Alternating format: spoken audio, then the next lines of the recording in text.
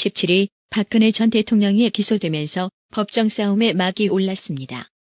몰라보게 야위였다는 소식과 건강이 많이 안 좋다라는 소식이 전해지기도 했습니다. 대통령을 속전속결로 끌어내리고 구속까지 시키면서 밝혀낸 범죄 사실들은 과연 무엇일까? 박근혜 전 대통령이 받은 뇌물 액수가 592억 원으로 정해져 기소되었습니다. 검찰의 말대로라면 박 전 대통령이 592억 원이나 되는 뇌물을 받은 사람이지만 박 전 대통령에게 몰수 또는 주증해야 할 돈은 없다는 게 검찰의 설명입니다. 검찰이 뇌물이라고 칭한 돈이 박 전 대통령의 주머니로 들어간 것도 아니고 돈 냄새를 맡아본 것도 아니고 돈을 눈으로 본 것도 아니며 머시보랄 돈을 써본 것도 아니고 변호사 비용도 없어 쩔쩔매고 있는 상황인데 참 유례를 찾아보기 힘든 희한한 뇌물입니다. 검찰의 기소장이 나온 직후 많은 기사들이 쏟아졌고 검찰의 무리한 기소를 비판하는 기사들 또한 상당히 많았습니다. 그 비판적인 기사들의 주된 요지는 구체적 증거 없이 정황상으로만 기소장이 이루어졌고 애매모호한 부분들이 너무 많다라는 것이었습니다.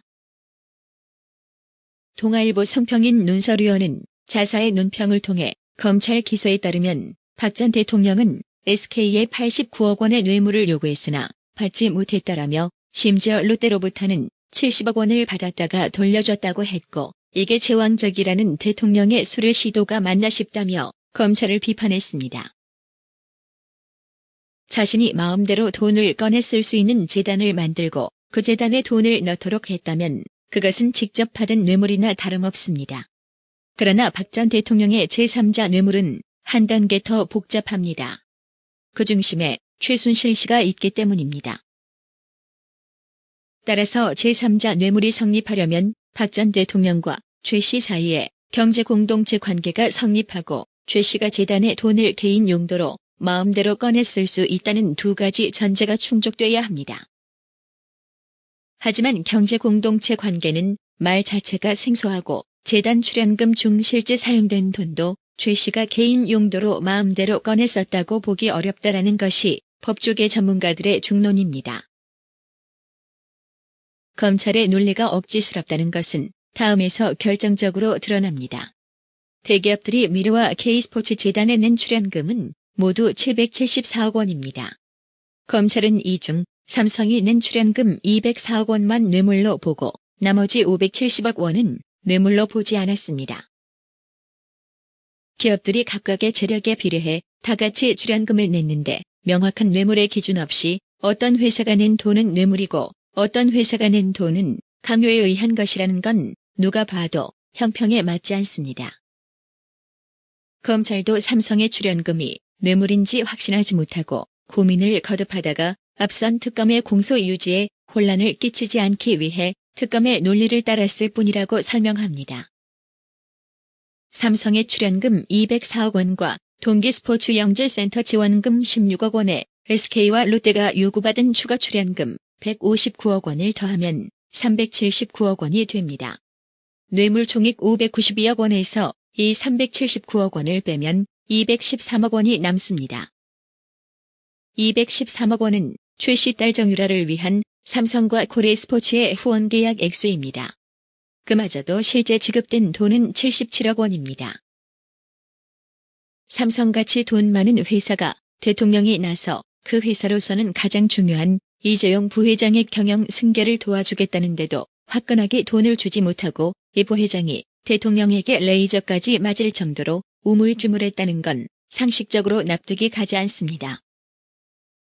여러분이 삼성의 이재용이라면 청와대가 경영 승계 도와준다는데 우물쭈물하며 가진 건 돈뿐인 회사에서 77억 원만 줬겠습니까? 이 돈은 미르와 K스포츠 재단이 아니라 최 씨가 받은 돈입니다. 그러나 검찰은 이 돈을 박 전 대통령이 최 씨로 하여금 받도록 한 제3자 뇌물이 아니라 박 전 대통령이 받은 뇌물로 구성했습니다. 왜 그랬을까? 미르와 K스포츠 재단 출연과 관련해 박 전 대통령과 최 씨를 이미 경제 공동체로 봤는데 갑자기 최 씨를 제3자로 본다는 건 앞뒤가 맞지 않기 때문입니다.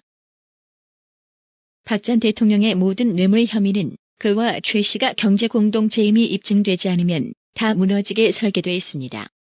경제 공동체 관계가 입증된다 해도 뇌물이 성립하려면 대가가 있어야 합니다. SK 회장의 사면은 그가 형기를 거의 다 채운 시점에 이뤄져 특혜라고 할 수도 없습니다.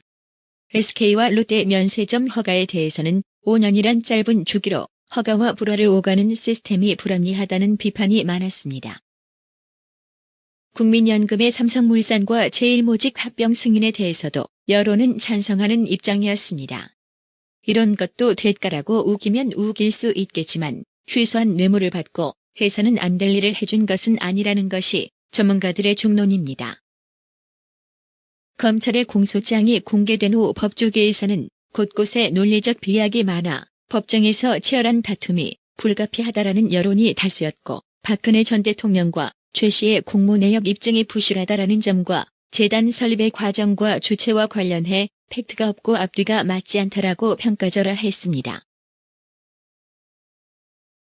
이 모든 것이 졸속적으로 이루어진 탄핵 때문이라는 분석이 탄력을 받고 있습니다.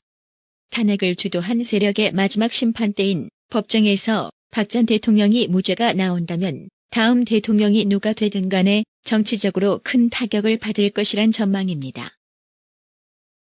진실을 위해 홀로 외롭게 싸우고 있는 박근혜 전 대통령이 대선 전국에 잊혀져가는 것이 안타깝기만 합니다. 허술하기 그지없는 검찰 공소장은 고작 이것 때문에 지난 6개월 동안 나라가 뒤집혔었나 하는 허탈감마저 듭니다. 검찰과 탄핵 세력들이 본인들이 싸질러 놓은 똥을 과연 어떻게 치우나 국민들이 두 눈 부릅뜨고 지켜보아야 합니다. 이 중차대한 역사적 사건이 그냥 유야무야 묻힌다면 대한민국의 미래는 없습니다.